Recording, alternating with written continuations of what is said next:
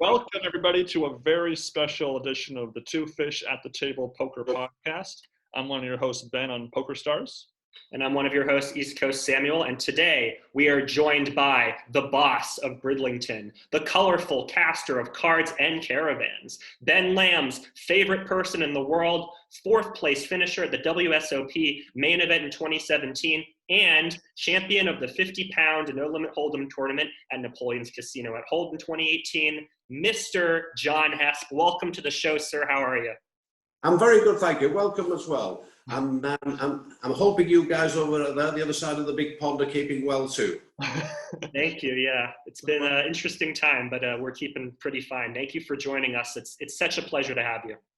Yeah, I think you're East Coast, are you not? Yes. Yeah. Is it? Was it New Jersey? Did I hear you say? Or, Massachusetts. Well, they're all around the same area. New York, Massachusetts. They're not so far away from each other, are they? They're all on the Eastern time line. Exactly. Correct, yeah. So thank you again so much for joining us.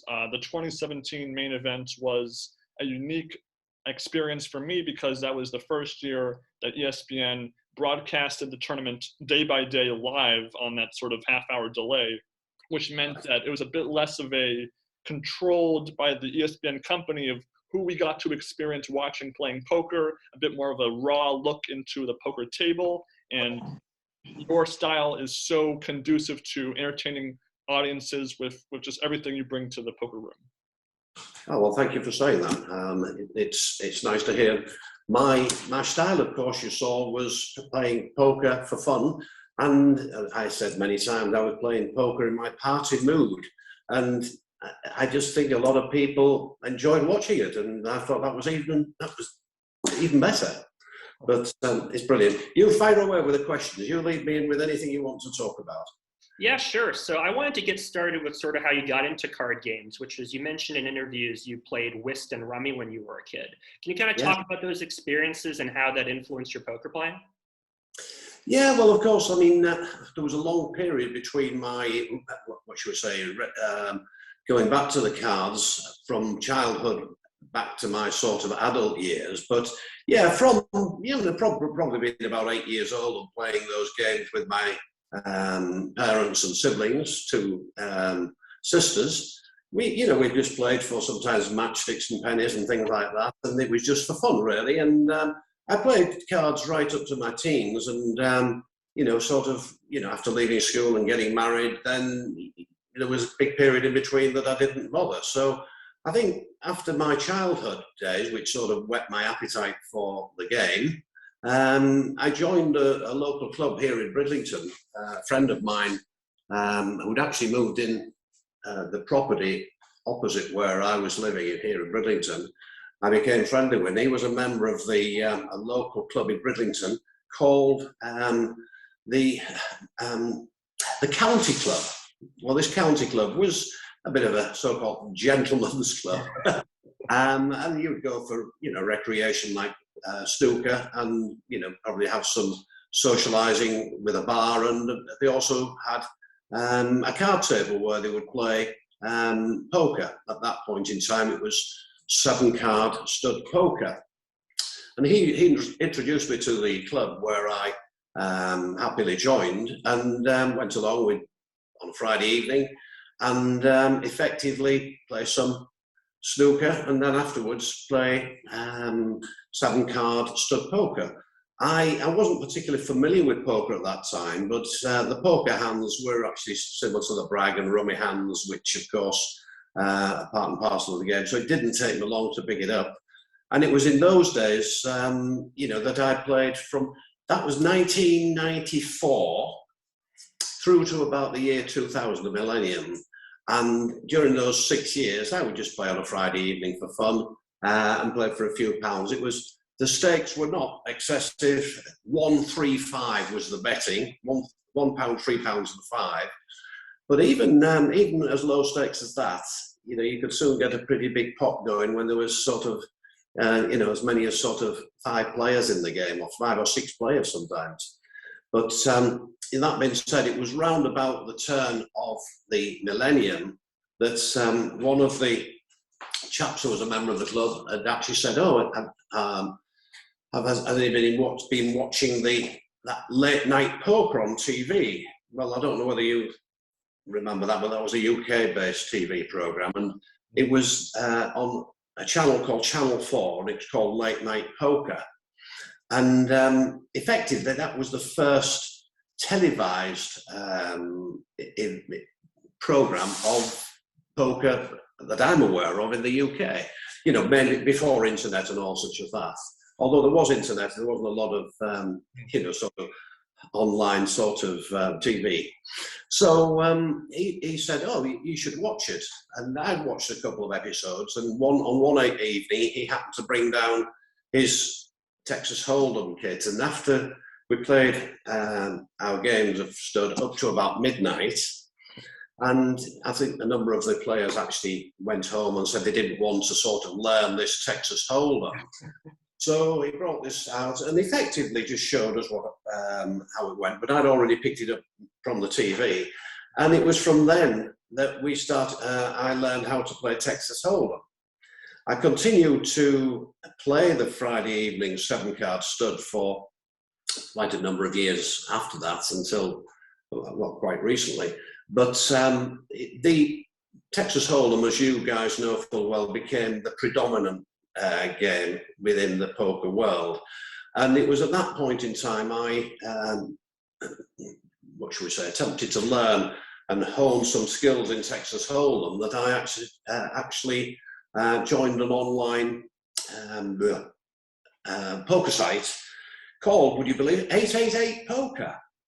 So my first introduction to actually playing poker online was with 888.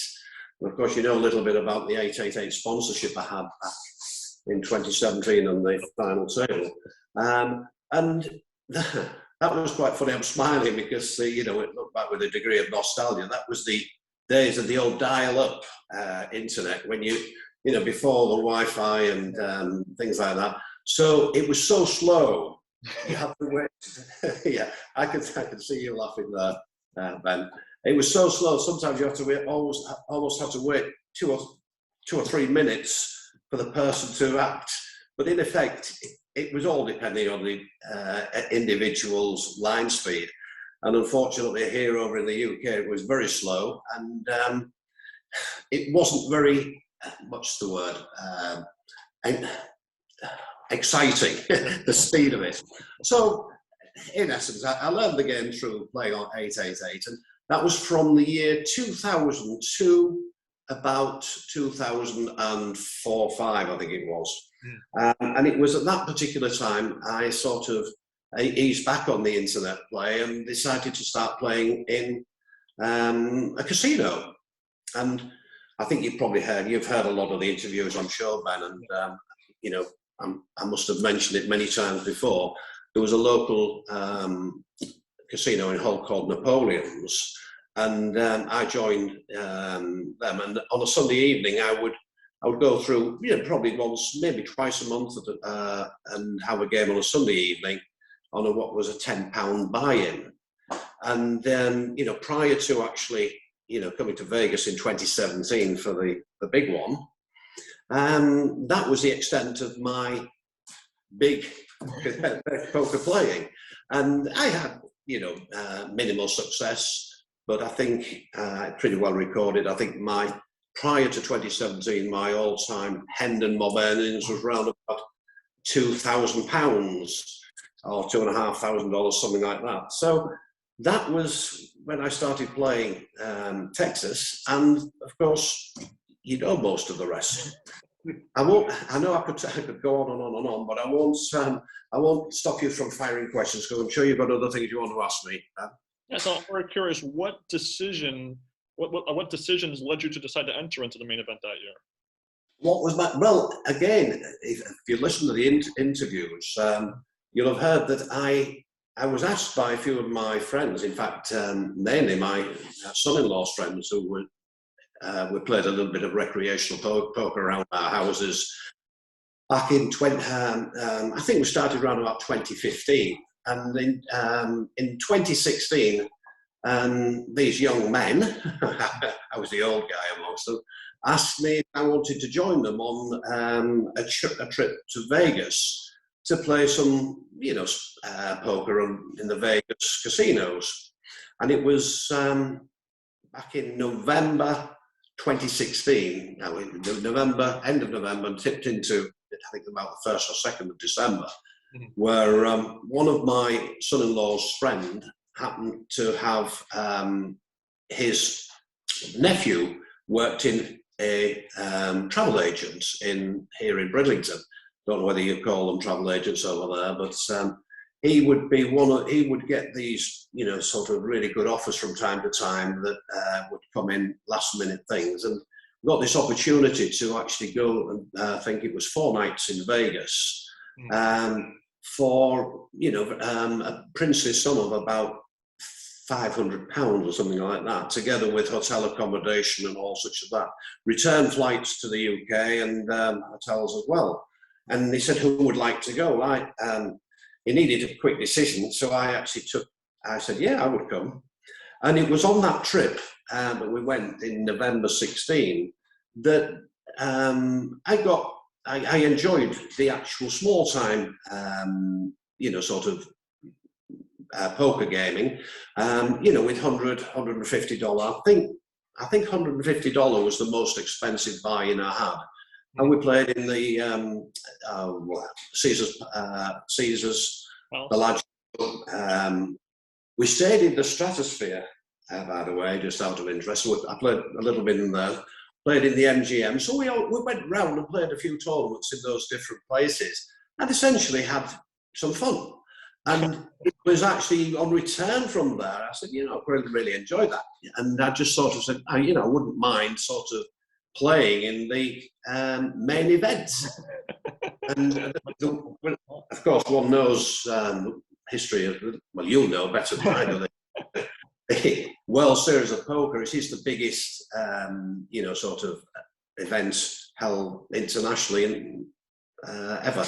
And I use the expression, so I put it on my bucket list. That was the expression I use. So one thing to put on the bucket list for another trip to Vegas and play in the World Series. So at that particular time, on returning from Vegas back in 16, I didn't know whether or not I was going to ever fulfill that wish. And it was only when I just happened to say to my wife, I think in the spring of 2017, just sort of a casual comment, how would you feel if I went to play in the World Series of Poker main event in Vegas? And to my surprise, she said, oh, if that's what you want to do, you go. So I thought, wow. Well, that was, one of probably the biggest hurdles to overcome, because I didn't essentially expect her to be so sort of accommodating in as much as being away from her for 2 weeks. So when she said that, I thought, well, I could have gone on my own, and I'd have called around and I spoke to a few of my friends. And to be fair, most of them weren't financially able to sort of afford, the $10,000 buy-in. And as you know, there's not so many people lucky enough to be able to do that. And a lot of that do get in, satellite in, and have sponsors and shares, etc. But the one particular friend who'd been involved with me in the poker social circle that I kept, back from 1994, a chap called Jim Barron, who's actually incidentally in the States right now. And I said, do you fancy coming to Vegas to play the main event, Jim? And he basically says, yeah, why not?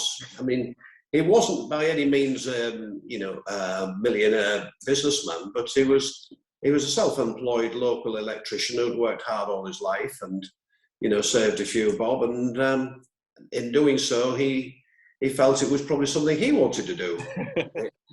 He never actually called it his bucket list wish, but he was quite happy to agree to join me. So he actually came down to my home.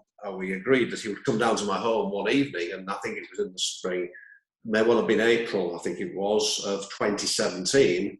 And from there, we basically booked our flights and registered with all the online stuff is it Bravo or something? I don't remember all these things, but we registered sort of online, and then we had to effectively get $10,000 over to Caesars Entertainment in Vegas. We did that, and of course, well, you know the rest. Rather than continue talking, I'm sure there was some of your listeners or watchers be interested in hearing other stuff. So I'll stop there and let you. Fair enough. I'll let you get a word in. Sure thing. Well, just stepping back for a moment, in terms of developing your skills as a poker player, was it largely a process of trial and error, and how did the table talk come about? Right. Well, again, that's a question I've been asked a lot, and I just revert back and tell you this little story, and I'll answer it. Sure. I actually did a month ago, about 5 weeks ago. I actually went to play in the Irish Open Poker Festival over in Dublin, in Ireland, which, of course, is obviously a much smaller country than the UK and, of course, the US. And it was one I'd intended to try and get to, a couple of 3 years ago, but of course, you know what happened to stop that. So I actually went over there and played there in the main event. I had two, but the main event was, I think, 1,150 euros to buy in. And I had two bullets and didn't really do any. In fact, I didn't make it to day two. And it's only when you have a situation like that, I can still pinch myself and realise, what a task it was, if you like, to get through sort of 5 days to a final table out of over 6,000 entrants. So, in other words, you guys know how tough it would be to do that. But whilst I was there, I actually was approached by a guy. Well, this chap sent somebody on, one of his sort of friends, said, would you come and have a chat with a guy called Andy Black? Now, I don't know whether you've heard of Andy Black. Oh, yeah, we know him. Yeah. Yeah. This guy had said he wanted to have a word. Would I be prepared to do an interview with him? So I said, sure, yeah, whatever. I mean, you can tell I don't have any difficulty in talking. I talk for England. But yeah, he asked me the very same question as what you do. How do you do it? And of course, I've been asked that question so many times, and I have to say that it's organic. It's a completely spontaneous thing, and as I said several times over in Vegas at the time I was interviewed after getting to the final table and what happened, I said it's a combination of the sort of the head, the heart, and the gut. And when you put them all together, one has to sort of take priority.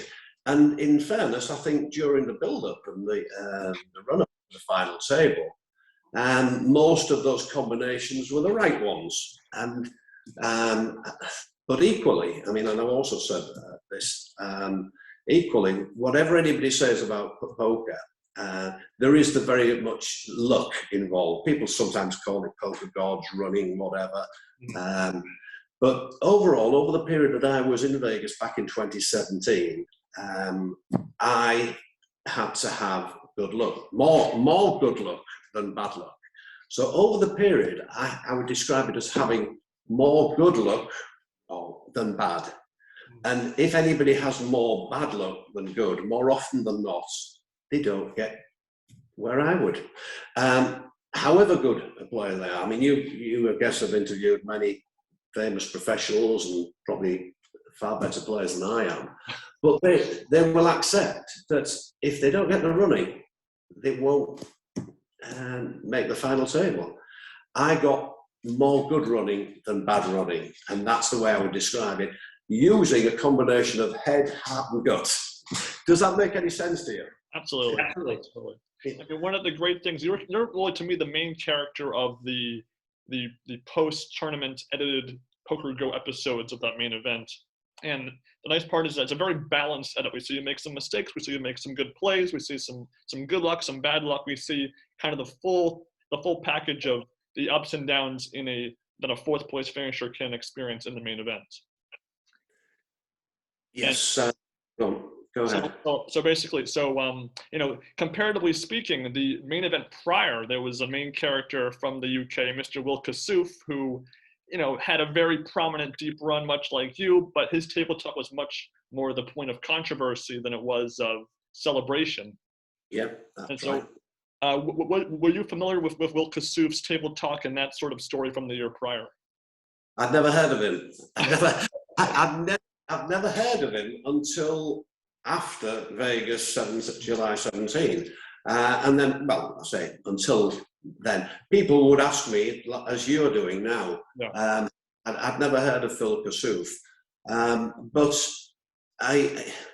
you know, they tried to sort of, from what I did learn from him in subsequent discussions with others and things, I learned that we were the polar opposites in terms of Englishness.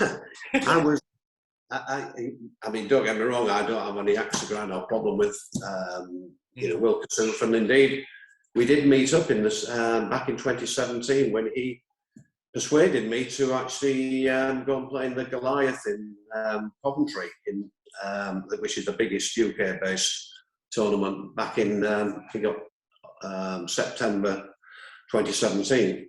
And I went down there really as a result of Will Kassouf reaching out to me. But to say that the two demeanours, if you like, and table matter are polar opposites, I would say it's a bit like we sort of Marmite is a description of it. Do you have Marmite in over there? I guess you will. Well, people described it a little bit, you know. Will Kassouf was a Marmite character. People either loved him or hated him. But I don't think that same description would be used for me. I'm sure a lot of people like me, but I'm aware of quite a few that, you know, found me irritating. and when I say irritating, I'm referring to the fact that my style and demeanour and my fun play and talk didn't fit with their sort of idea of professional poker. Does that make any sense? Absolutely. I mean, one of the best parts of that main event was seeing the other very serious pros kind of enjoy being at the table with you. Guys like Michael Ruane, Ben Lamb, Brian Pacioli, they really kind of got into the spirit of what you were trying to do. Absolutely, yeah. Well, of course, I mean, I didn't know any of these people at all until I met them all and or fortunate enough to meet them at the final table.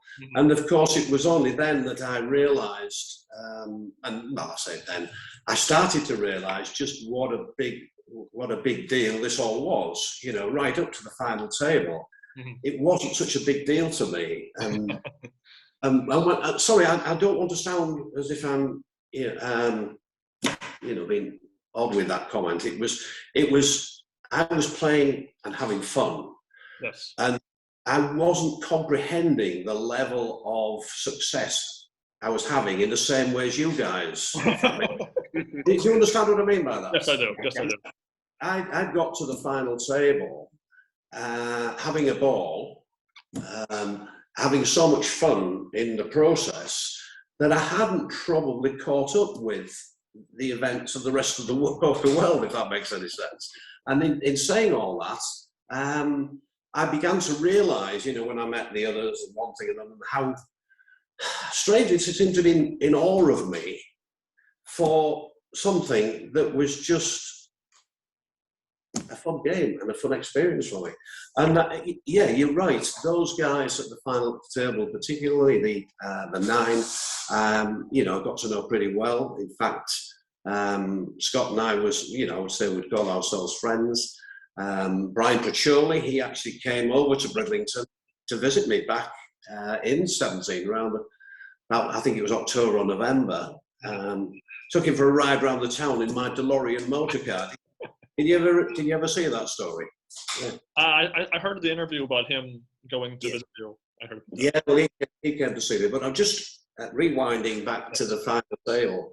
Again, some of my family managed to fly out. My wife managed to fly out, daughter and son, etc., to make the final table, which was nice to say the least.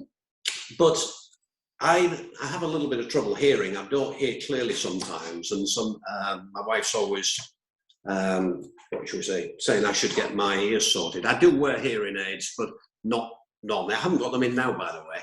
And I was hearing all this noise, and I'm chanting from the rail, and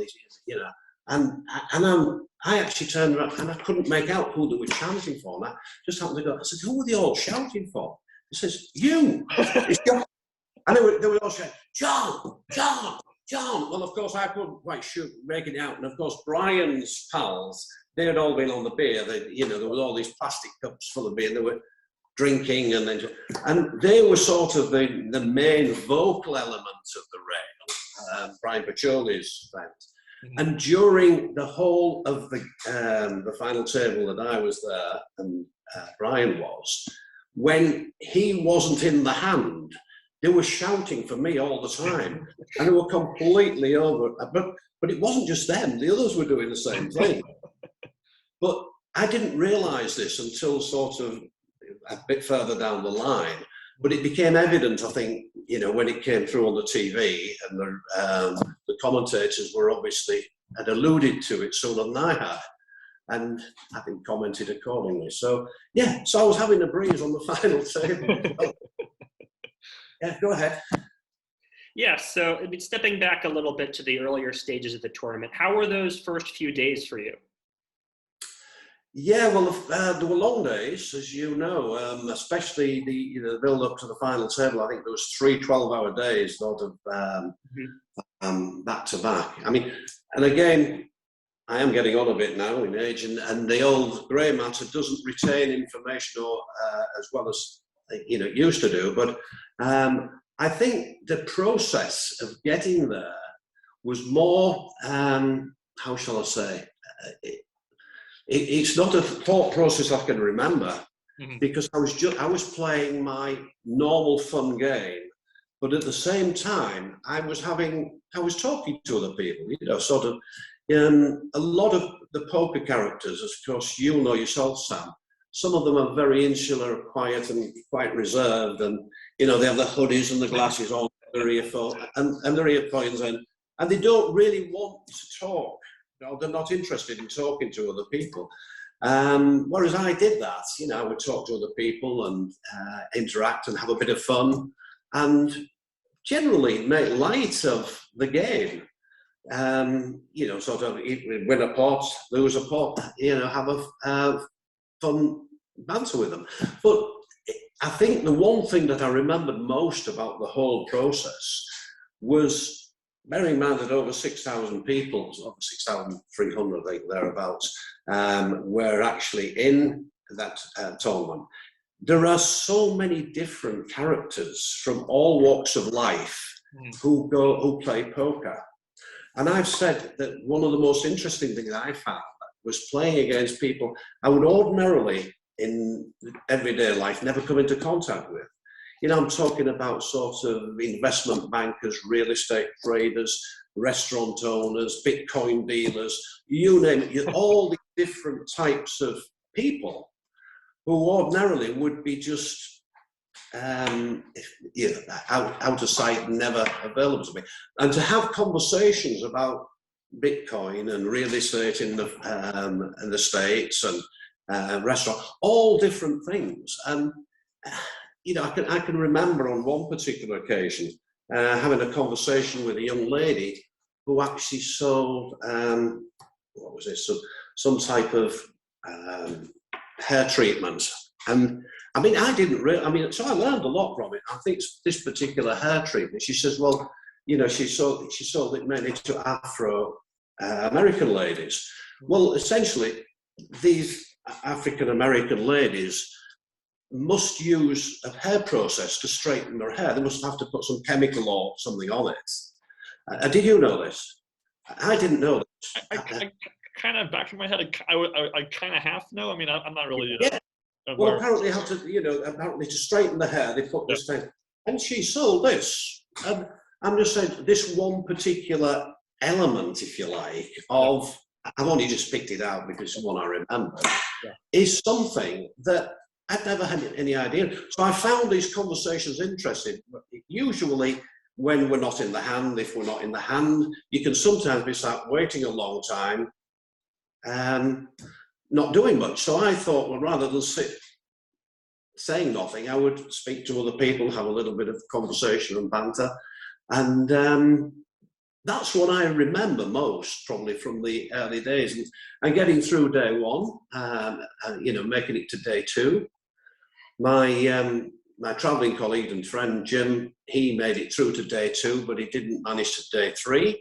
Mm-hmm. And of course, you probably heard that Jim actually went home after he busted out. He left and went back home to England and effectively flew back, sort of a week early than what he would ordinarily do. And I just went on to the final table. Yeah. Give me some other question, otherwise I'll ramble on forever. The first big hurdle for you, I remember you said in an interview, was making the top 1,000, making the money. And then from there, it was all gravy. From there, it was all extra credit from there. What was your experience as the money bubble was approaching? Were you nervous? Were you happy to even be still in the tournament? Did you have a lot of chips and you were just, playing your game? What was going on as the bubble? Well, I think the easiest way was I continued to play my game much the same as I had when I'd first started. But obviously, you've hit rightly said, my main aim in playing in the World Series of Poker was obviously tick off the bucket list wish. But if I could finish in the top 1,000, that would be 100% satisfaction for me, because it would effectively be able to say, I played in the main, I've got through to the top 1,000, I've got $15,000 guaranteed, I've got my entry ticket paid, I've got my airfares and all expenses paid, I've got 15,000. So as a Yorkshireman who likes to be careful with the money, I would have been happy to do that and come back home and say to my wife, I've got in the top 1,000 and it hasn't cost me a penny. So that was my first aim. And I think I've said perhaps on more than one occasion, and I'll say it again, and the rest was a bonus. That's the way. It isn't meant to sound, what should we say, cheesy or corny, whatever you would say. It's genuine. I'd made it. So everything else thereafter, I think I would have to say, making the top 1,000 eased the pressure up to the final table, because I'd already, double ticked my wish list. Yes. And from there on in, I was much more relaxed. And I say much more relaxed as I actually came down, into the sort of probably 100 less. There was obviously the charged atmosphere amongst all the remaining players. Now, so that did rub off to the extent that we're all looking at the screens. Well, as you do. And you could see this money rising, I can't just remember the figures now, 100,000, 150,000, 200. And as these sort of thousands started to creep up, I think at that point in time, I did begin to realise that there was big money here. Mm-hmm. But I didn't allow it to sort of stop me enjoying the game as I was doing for the previous few days. Mm-hmm. I carried on. Yeah, so to talk about, a particular hand here, in the ESPN coverage, you're featured in the early episodes, but you really come into focus on episode 8, which is when you have a hand with King 8 and you make this big call on the river. Do you remember that hand, and do you feel like that was the turning point for you in sort of your tournament? Because that's really where the turning point is for you in terms of the coverage. Right, Sam, just talk me through, which hand was that again? It was late on day 5. You had King 8. You had made a bet of 300,000 on the river, and the guy across the table makes a raise, and the cameras are on you on the outer table. You're like, I'm finished if I call you, and then you have you have 2 pairs of the boards like Queen Jack 4 4 8 or something, and you have King 8. It's the first time you were in the episode coverage in the entire. Right. Did I win the hand? Yes. Right. Oh, sorry. Well, I'm going to be honest. No, I can't recall it specifically because I haven't watched every bit of footage of my playing. Would you believe that? Oh, wow. I did subscribe to Poker Go and managed to get some of the archived footage when I got back. But I didn't sit through and watch all the televised things of myself. So whether or not I can remember watching that, I don't know. But I do remember the very first hand I remember being televised, and I didn't see it, was, it was before the actual, final table, and I think it was actually when they were in the hundreds. And there was, I was on with playing it up against a Chinese guy. Well, I say Chinese guy, so I don't know what's politically correct these days, how you describe can't really say an Asian, but it was a Chinese, it was an American Chinese. Yes. And for some reason, the camera had come to the table. Yeah. Because you know yourself, they go around the outer tables. And I actually ended up, I think, with some, I can't even remember what it was, maybe the middle pair or something like that. Yeah. And he basically effectively put a big bet in on the river. Yeah. This could be the same hand, actually. Sorry? This might be the same hand you're talking about that we mentioned. Well, I don't think it was ace. Sorry, I didn't have the ace king, though. No, you had king 8. Maybe you're a different hand. Maybe you're right. No, well, on this particular hand, and I never saw it televised because I know it was. I actually tanked probably for as long as I've done in the whole tournament. I sat there with a hand that effectively was the middle pair, you know, with what was on the board, and he put a big bet in as if he was playing a much bigger hand. I can't even remember the hand specifically. And I think, and I actually did make the call. By making the call, that had effectively, I think, pushed me all in or very close. And I actually made a call, and it was a bit of a semi-bluff on his part. And my middle player took down the pot. Well, I know that was televised, and I think, and as I understand from other people afterwards, they told me that it was one of the hero calls. I think they called it a hero call. Yeah. And then I remembered saying and going through my mind, I said, well, I've had a great time, you know, I'll call. And show the hand on a wallet. Now, is that the hand you're talking about? I think it is. I believe so, yeah. If it is, that's the first time I think I was on TV, but I never saw that hand.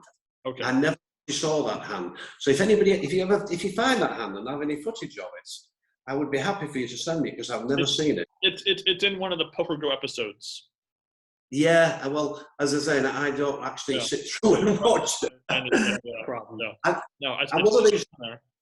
tend to be one of these guys who I don't really live in the past. I don't, you know, as far as I'm concerned, you know, the past is the past. It's great what's happened. I'm happy to talk about it. Yeah. But I don't sit hour after hour watching me. I mean, I can remember the first hand of the final table, and the first three. I love that's a great hand. It's one of the best. Which, of course, was a bit of fun. In fact, I'll tell you about that one before it goes out of my mind. Scott Blumstein and myself were chip leaders on the final. He had got a few more chips than me. He'd got something like 90 something. Was it 90 odd million? Was it millions or thousands? Millions. Millions. No, 91. Yes. You had 85 million. That's it. 90 something million. I had something 80 something. And he said to me before the actual game, he said, well, I said, how are you going to play this game, this final save? Have you any thoughts? I said, well, no, not really. I said, I'll just see how it goes. You know, I've come here, I've had a really brilliant time. I've come in the second chip for me. So as far as I'm concerned, we'll see how it goes. Well, I don't have, was it King 9, I think it was my first hand. Well, you saw what happened. And I have watched that hand 2 or 3 times because it was quite a talked about hand at the time. But essentially, you saw how it went, and it got the show off to a big bang, and that's really what. And of course, I sort of throw a fit then. Scott and I did a high five, fist bump, all that sort of stuff, and the whole crowd were in rapture just for the first hand. And of course, you know, if you saw this on TV, it made good TV because people were actually watching me having fun, and it was fantastic. It was awesome. It was reflecting on them, and they were having the same fun in watching. So, yeah, that was. I switched to the first hand of the final table from the other one, but I never saw that hand where I made that hero call. I'd read about it in some of the stories, but I could never find it in the Poker Go archive. I didn't look really hard. It's not something. Like I said, I don't live in the past, but it would be nice to see it because I can remember that was a point that I realised then that, so sort of the good running was with me, if you like. Yes. I don't have any doubt in my mind that on a different day I might have mucked that hand, but on that particular occasion, the head, the heart, and the guts combined to say, "Okay, I've had a great time. I've called." And that chipped me up. And of course, getting chipped up is a big thing. Yes, I mean your chip really skyrocketed as day 6 was winding down. You had, in the 5 to 8 million chip range, and then you go up to 21 million by the end of day 6, and then up to 85.7 million on day 7, just skyrocketing, doing your game on both table 1 and the secondary table when the tables moved from 3 down to 2 tables, and you had a lot of spark. You pretty much played everybody from the final table before the final table, and you had, some back and forth with all of them at some point. Yes, so that was fantastic. You're absolutely right, Ben. I mean, I remember you mentioned about Ben Lamb and Michael Rowan and I think Pacholi. A guy called Pisani. I think I knocked a guy called Pisani out. Poor Pisani, I feel bad for him. He just got so brutal run out. No, Pisani, and also Jack Sinclair. Yeah, well, Jack was a fellow Brit like myself, and he was on the secondary table, I think. And we'd already got to know each other sort of on that table. Yes. So there was a bit of an allegiance when we got to the final table. But again, I mean, I just had so much fun with all the guys. And one of the things, I mean, I'll say this, I mean, I don't know whether your listeners are interested or watchers, but, people were asking me, how did you do it? And I said a combination of the head, the heart, and the gut, and one thing and another. But I have this sort of, I won't say ability, but blessing to be able to enjoy talking to people. I enjoy talking to people, and when I talk to people, I like to talk to them and look them in the eyes, and be able to, as a fellow human being, and in the facial expressions, the eye contact, the facial expression, the body language, because essentially I describe myself as being a salesman and have been, sort of most of my life. And I usually say that, the most successful salesmen or salespeople in the world are the best communicators. And they're also recognise how to communicate best with all sorts of different individuals. And in my life of sales and my own business, etc., I think those sales skills that I've honed over the years were the biggest assets that I took to Vegas back in 2017. And when I say that, I'm talking about reading people's body language, facial expressions, idiosyncrasies, twitches. Everybody has them. Everybody has something. And one of the things that I actually did, I picked up on them. And I would tell them that I picked up. And that seemed to have the most horrifying response. You know, the fact that somebody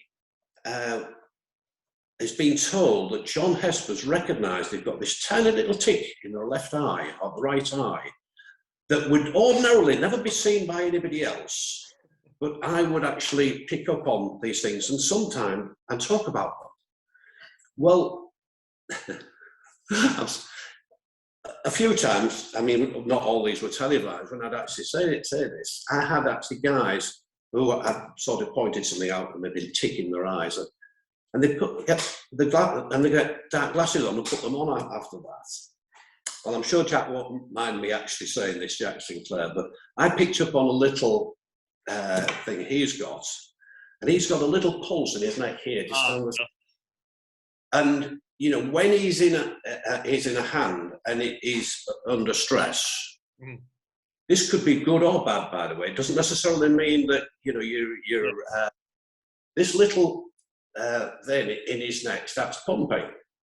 It's not easily picked up by most, and I actually remarked on this in a hand when I was heads up with him. I think it was on the secondary table before the fight. I said, "Did you know, Jack?" I said, "You've got this little neck pump," and he was actually horrified. I can't even remember how the hand went. I think I probably folded, but the point is, after that, he went to his bag and he put a scarf around it. Oh my God. So what I'm doing, I'm making fun of all this, but it's all obviously, a lot of this is actually recorded, and Jack's scarf around his neck. And then people with their glasses and their hoodies, I mean, Phil Lark, of course, I mean, as you know full well, Phil Lark, they obviously have something they don't want others to see. Now, I don't have a problem with that if somebody's actually in a clown's outfit. It doesn't really make any difference to me. But the fact is that ordinarily, most poker players wouldn't mention somebody else's little facial or bodily expressions when they're in a hand. I did that in the same way as I showed a lot of hands that most professionals would never do, or seldom ever do.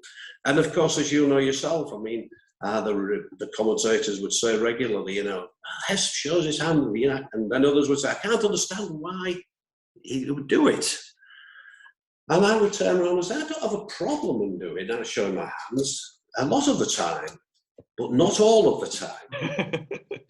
And that is the thing. The difference is, if I showed my hands all of the time, then it would obviously be, I think stupid is probably the worst, the word I would use. But the other thing as well, I also have the benefit, by showing my hands, of recognising that no one who I was playing against had ever seen me playing before. So they had no idea whether I was bluffing or whether I wasn't. Now, these are the sort of thing when you see a professional play, and then let's talk about Phil Hellmuth or indeed Daniel Negreanu, who played probably tens of thousands of hours of poker over the years, of which a lot of it has been televised. There's an opportunity for people to watch and, if you like, pick up on regular things that they do. And I'm sure they will know this as well by now. And that was something that nobody had on me. They had no idea whether I was bluffing or whether I was, you know, sort of had the nuts or monster. And I think that enabled me to sort of elevate my position greater than ordinarily would have done if I'd been playing a lot of poker in those circles. So there's a combination of a lot of things that help with it. Go ahead.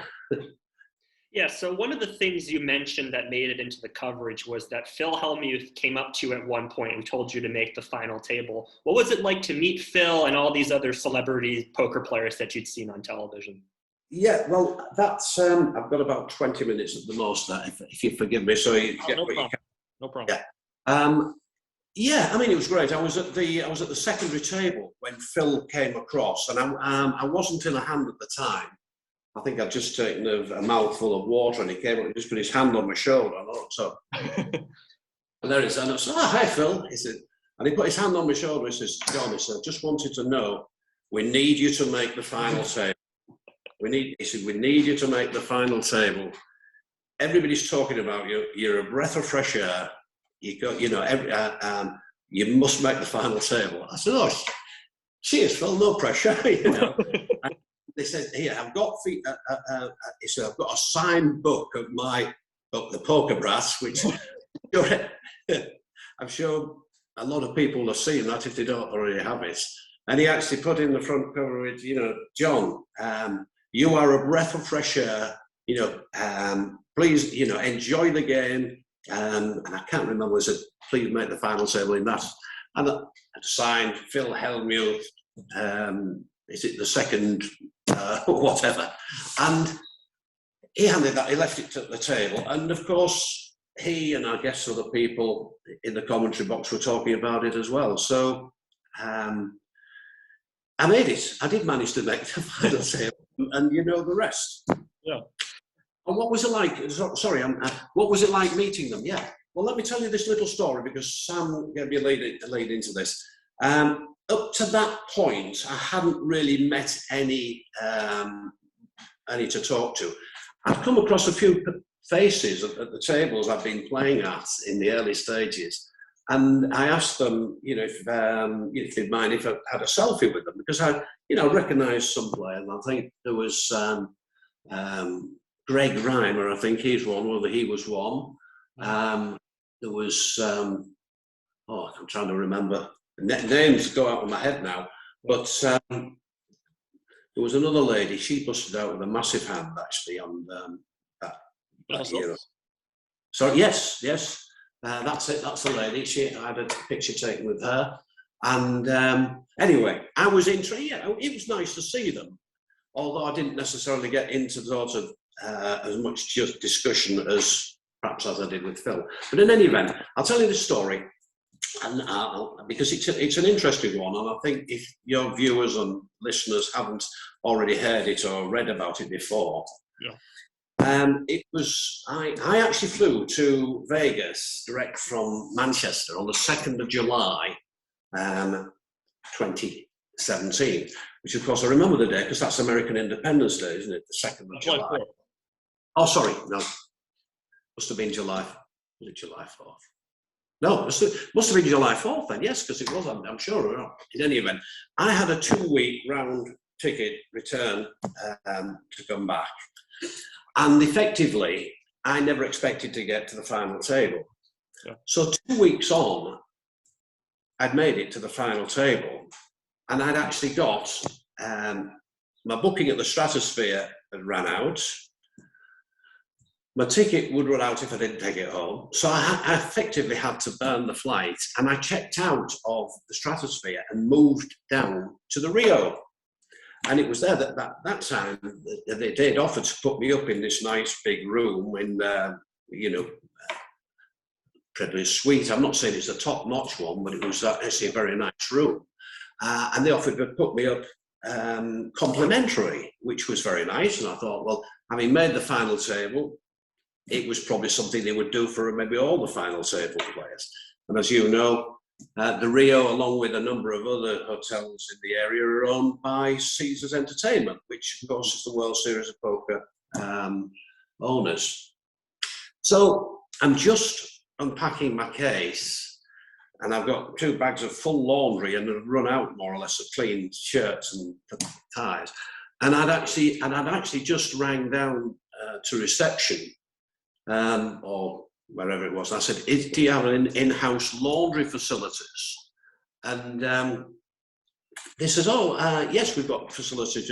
Because I said, well, you know, I've got some shirts and laundry I like doing, you know, socks, underwear and things like that, which I'd taken 2 weeks supply. So I was down to it, emergency. So she says, yes, I'll send somebody up and pick your stuff up type of thing. So I just put the phone down. You know, that was hotel phone, and literally it hadn't been put down for about, you know, a few seconds, and it rang again. I thought, oh, it'd probably be reception again asking something about my laundry, and I picked the phone up, and then I said, hello, and I said, hello, John. I said, yes. I said, who's that? He said, it's Phil. I said, Phil. He says, Phil Hellmuth. I says, oh, hi, Phil. How are you doing? He says, I just wanted to congratulate you on making the final table. Everybody is so pleased. The whole team and the crew and the broadcasters are all so happy that you've made it. You are what this game needs to give it a lift, blah, blah, blah, you know. So I said, oh, well, thanks very much, Phil. I appreciate that. He said, well, what I want to ask you is, you know, would you be available for me to take you out to dinner tonight? So this is a Tuesday. I'm sure, yes, it's a Tuesday night. So I'm just trying to work out 14th. Would it be the 18th? Would Tuesday be the 18th? 18th of July. Anyway, I said, just a moment, I'll check my diary. Joking, of course. But I said, just kidding, Phil.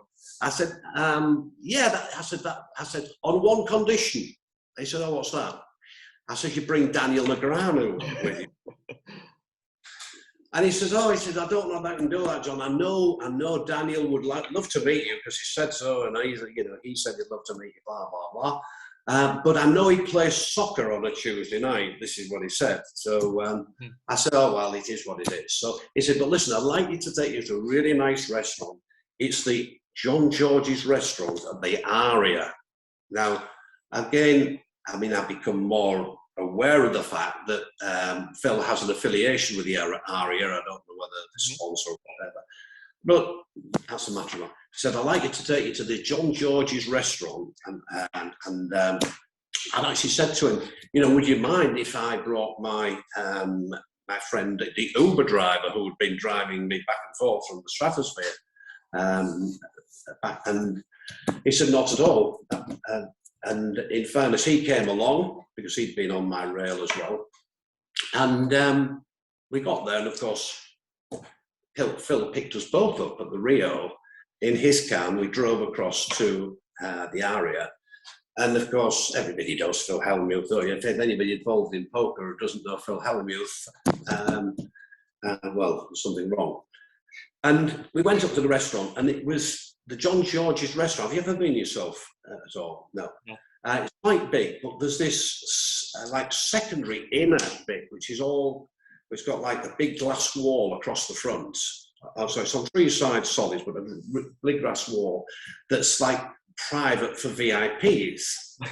And he'd obviously booked this, and we went in, and this is an enormous table that would probably have seat maybe 20, maybe 25 people or thereabouts. And I was there, Phil, and you know, my Uber driver, Dave, and he also brought along, he said, I hope you don't mind, John, I brought Lizzie along, a lady called Lizzie Harrison. Now, I don't know whether you know her, but she's pretty, she's one of the people who's management and promotion of World Series of Poker people. If you want to Google her name, I'm sure you'll find her profile. She wanted to meet me as well. So I said, oh, that's great. And we had the food and wine and dine. I said, are you having a drink? And I said, well, I haven't been drinking alcohol at all during the whole previous 2 weeks. But he says, well, what do you have? I said, well, he says, this is wonderful wine, you know, all this, he shows this bottle and it's, he said, try some, hey, I'll have a glass of red wine. And then he said, well, John, during the course of the meal, he says, tell us a little bit about the hat. How did you come to be wearing the hat? And of course, it's a hat story. And Phil got this video. He said, you don't mind if I just do this quick video? And so I told him the quick story about the hat. Yeah. And I said, well, very briefly, I had a small skin cancer a few years ago, had it removed, everything was okay. And my doctor had said, you know, if you go out in the sun, make sure you wear a hat and have coverings on and one thing and another. So before I left home, Birdlington, my wife had said, make sure you wear a hat, because I mean, you know what Vegas is like. And I think at that time they were having heat waves anyway. So when I got to Manchester Airport before the flight, I realised that my hats were actually in the case, packed away in the case. So I wouldn't necessarily be able to get access to them until later. So there was this hat in the back of my car. And it had been, and you can see where the brim is actually twisted a bit. This had actually been trapped between the bulkhead, between the back seats and the back of the car. So when I pulled it out, it had this sort of like twisted brim. And I said, so I pulled it out, I put it on my head, and I thought for ease, I just kept it on. And I kept it on during the flight to Vegas, and then from the airports and so on. So I just more or less kept this hat on all the time. And it stayed with me. But coincidentally, it happened to be the same hat that I wore during the 4 nights we had back in November 16. So I've got quite a few pictures of this. So I thought, oh, well, I'll carry on wearing it. In doing so, that's the story of the hat. Great. So with that, he put it on his Twitter feed. He says, do you mind if I put it on my Twitter feed? I said, no, not at all, Phil. You know, actually, you'll probably get an extra 10,000 views of that. He said, oh, I don't think I'll get as many as that. But we had a bit of a laugh and a joke about it. Yeah. So I told him the story of the hat and on his camera, and he uploaded it onto there. So we went on, and he said, I just had, by the way, a ribeye steak there, which was very nice, beautiful. And the waiter, obviously, he was on first name terms with. I couldn't remember what his name, but Phil would say, I'll pick a name I can't remember. Oh, Pepe, yeah. Call him over, you know. Oh, yes. What would you like, John? You know, not the usual thing. And he said, have you ever had Wagyu beef? Well, have you ever heard of Wagyu beef? Oh, yeah. Well, Wagyu beef, yeah, sounds wanting that. Well, I'd heard of it, but I've never tried it before. And Phil then went on to say, you really should try it. And I'd already ordered and had my ribeye steak, which was very nice. He says, you should try some of this Wagyu beef. And I said, yeah, okay, then that's fair enough. I don't want a lot more because I've just had to say, oh, it's only very small pieces. And he brought, and he said, let's have some Wagyu beef, enough for everyone. And he said, this beef is beautiful. He says it's Japanese beef, and they keep the cows in really nice, friendly conditions. They keep them in the heated environments, and they massage them and play them music. And they're really nice to them, and this is why this beef is so good. Mm-hmm. Oh, right. I said, that sounds great. I mean, I didn't know that, but I'm sure you probably did. Did you know that? Yeah. Yeah. Well, so along in this tray with this dish with I think 6 pieces of mango beef on it, and it was only about the size of a poker chip. That's all it was, and probably about a 1/4 inch thick. Yeah. He says, just try. So I tried that, and I said, what do you think of that? I said, oh, it's very nice. I said, it tastes just like my ribeye. He says, do you know how much that costs? I said, no, $60 a I said, what? $60 for a little piece of Wagyu beef? He says, yes, but that's...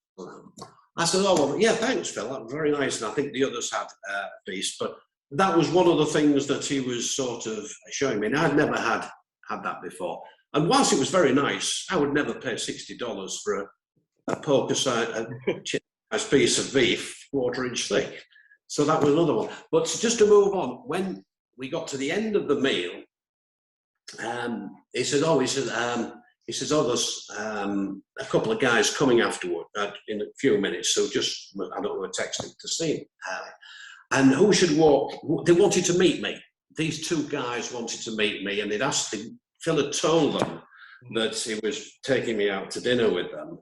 And these 2 guys came in, and well, actually, I think there was a third one. I forgot his name. He'll kill me probably for that. But 2 of them, obviously, I knew of from TV. One was Antonio and Esfanderadi, and the other one was Phil Lark. Yes. So, and both these 2 guys, who I won't say I'd held in awe, I'd obviously seen them on TV, and I would very much have said, can I have a selfie with you if I've seen them? But they were the ones who wanted to see me. How are you doing, John? And they said, like the same way as Phil was interested to meet me, they were as well. And I thought it was great. And, little John Hesp, a poker amateur from England, Birdlington, England, suddenly mixing and rubbing shoulders with some of the top echelons of the poker world. And yeah, I remembered that. That was an interesting story. I could go on. Any more? Favorite players, man, it's fantastic. I know you've got a few more minutes to spare. So I guess we'll get to the final table itself. So you win the first hand, you bluff Antoine Saout. You win the next two hands immediately afterwards. And then on the fourth hand, one of the best players, Ben Lamb, goes out in 9th place. When he goes out first, does that take a little bit of that, even that small bit of pressure that you might have had to not be the first one knocked out? No, I don't. I have to say no, because again, you could see that I didn't appear to be under any pressure, and it wasn't. I was pretty well chipped up as well. I was, you know, I had a comfortable chip stack, so I didn't really expect to go out first and hope wouldn't. And obviously Ben was pretty low with chips when he made the final table, so there was a degree of inevitability that, you know, one of the smaller chip stack would go first. And of course it was Ben, and Ben and I had, you know, butted heads, you know, earlier, and was second in the table, and also earlier in this sort of tournament. So I was sorry to see him go, because, you know, I'd sort of become quite friendly with him, and I think he recognised that the achievement he made, because he'd already, was it the previous year he'd made the final table? 2011. That was it, yeah. I knew he'd made a final table earlier, that was it. And of course, everybody knew him. And he wanted to talk to me, and I was happy to talk to him, and yeah, seemed a decent kid. So he went out, I can't even remember, who went out in 8th, can you remember? Jack Sinclair. That was it, yeah, that was Jack.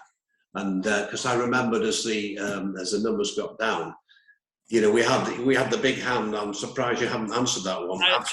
It gives me palpitations just remembering that hand. I don't know if you wanted to talk about that hand or not. It gives me, you know, my heart. I have absolutely no issue in talking about that hand. My ace 10. Yes. Against Scott's pocket aces. That darn ace 10. Because you had the 3 hands prior, you had played a hand of ace 10 against Ben Pollock and lost a big pot. So ace 10 was kind of your cursed hand for that final table. Yeah, I'd sort of forgotten about that one for the damage. It's the one that I played with Scott that actually changed the whole dynamic of the whole game. I mean, I was considerable chip leader at that point in time, and as you know, I'd leapfrogged Scott, who'd originally been the chip leader at the start. And in leapfrogging him, obviously, I felt a degree of comfort. And of course, the way the hand played out, I would probably guess that it's probably one of the most analysed hands by the poker pundits, probably in the World Series history. I'm not saying the most, but one of them. Yeah. Because it was such a big hand. I mean, you were sort of talking about, you know, 100 million plus chips involved or thereabout. And in doing so, what happened? Well, you saw, I mean, I've seen this, I've watched it 2 or 3 times on the TV. I won't talk you through it because you know what had happened. I mean, I had ace 10. I was first to act. Ace came on the flop. I checked, obviously Scott automatic checked with a set of aces. Yeah. And the turn card was a 10. I've got ace 10. And when I've seen it on TV, what I didn't realise, there was Lon McKern and the other little chap. Norman Chad. Norman Chad, he'd gone out and bought a jacket and a hat. Do you remember that? He went down. And they were sort of talking, and I don't know whether it was Norman or Lon McKern who said when the 10 came, it's ooh, and it all sort of oozed through the speaker that they all instantly knew it was the worst possible card for a turn for me to have. Mm-hmm. And of course, we, you know, sort of, the bet, the bet got then raised, and then of course I ponder. I get up from a seat, do a small walk round, and throw it. I'm all in. Well, the world's seen it. Yeah, I've seen it a few times, and the question I've had asked, what was going through my mind Right. when that happened? When I actually, I think Scott had raised to 17 million, Yes. I think it was by that time. And that, so I obviously had a decision to make whether I was flat called or, sort of raised or whatever. But I made the decision based on the fact the head, the heart, and the stomach was telling me the only hand I'm losing to here is pocket aces. That's what my whole body was saying. The only hand I'm losing to here is pocket aces. Now the professionals will say, "Oh, it could have been, sort of." I can't even remember the other cards offhand. Like 7s, 5s, 3s. Yeah. Yeah. But the hand wasn't that. It didn't play that way. Right. So the only hand that I felt I was losing to with the head, I might have been wrong, but I'm telling you what I saw. The only hand I'm losing to is that. And then I thought, statistically, the odds are so long against the two chip leaders being dealt. Him 2 ace and me ace and another ace coming out. I'm not even going to try and calculate what the odds were of that scenario playing out. But I said to Matt, the only hand I'm losing to here is pocket aces. And in doing so, I thought it was decision all in. And of course, Scott had it was a snap call, and we know the rest. And people often say to me, "Do you regret that?" I said, "Well, no, I don't have any regrets, because I had been playing poker in that mode for sort of like 8 days or thereabouts. And overall, I'd had the majority of the decisions right in as much as getting where I did. Yes. A lot of other people, maybe pros or otherwise, wouldn't have done that at that stage, but they probably wouldn't have got to the final table either in the same way as I did. Yeah. So no, I've got no regrets. It was a mistake. The decision was wrong, but the decision was wrong based on the fact that I knew the only hand that I was losing to was pocket aces, and I'd made that one right. So people would then say, "Well, why would you then, when you think that, shove all in?" And then I told you about the odds, and I took the odds sort of thing. I maybe should have actually not thought about the odds and just thought about my gut, the only hand I'm losing to, and just mucked. It didn't happen. I then went from sort of first place round down to about, was it 7th or 8th or thereabouts. Yeah. And then I had to grind my way back to finish 4th. And you know all that. Probably better than me. Well, I mean, to be fair, that was one of the tougher final table rosters in recent main event history. You have guys like Antoine Saout, Ben Lam, who have been in that spot before. Blumstein, obviously, being a first-timer, very poised, very successful. But even guys like Damian Salas, who has since won the main events since that year. So, again, a very tough table. And even after that big blow, you took up 8 left, you managed to finish in the top 4. Still really impressive. Yeah, well, I'm very grateful for that, because I came into the tournament at the beginning hoping to cash and get in the top 1,000. I did it, and like I said earlier, the rest was a bonus. And probably, I've got to say, even talking about it now, I get sort of tingles down the spine about the experience I had was something that I don't think I can ever replicate. And when I actually said in one of the interviews, and I genuinely meant it, the fact is that I enjoyed every minute of the tournament that I was playing. And at the end of it, and had been busted out, and I said, I'm a richer man now without the money. In other words, the experience I had was worth every bit of that $10,000, and I'm sure most people would have agreed on that if they'd known how I'd been feeling. So it was brilliant, and I'm just hoping that my fun game actually was resonated around the world, and it must have had an impression on you, otherwise you wouldn't have reached out to it, would you? Exactly. And, you know, there was the Chris Moneymaker effect when he won the main events. And the next two main events after your main events grew year to year, and, you know, hundreds more players, so that these are two of the top three biggest main event fields of all time. And I think that's part of the John Hesp effect. Well, yeah, people tell me that. And I mean, I actually do feel quite humbled that it did have that effect, because I was told by people, you know, not from all places, that it had rekindled a lot of interest in poker. But I was also told by, you know, somebody, one of the media team who were televising it, that the actual viewing figures had gone up quite considerably when, you know, I came into the sort of show. And people who ordinarily wouldn't have watched poker, I've also heard, were watching it.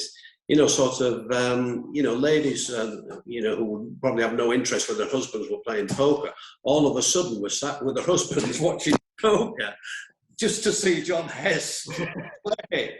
And I heard these stories, and again, I've got the tingles when people tell me, because it's so humbling to hear that my fun is being enjoyed by so many other people around the world.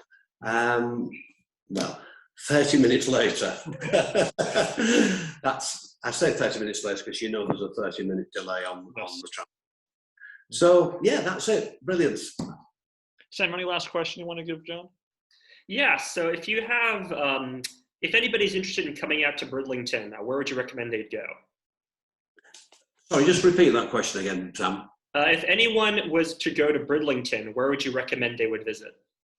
Well, I would recommend them to give me a call, and if they were from the States, I would take them to my restaurant in Birdlington, which I own a couple of restaurants in Birdlington, and entertain them with some of my poker stories, but more importantly, the best fish and chips in Birdlington.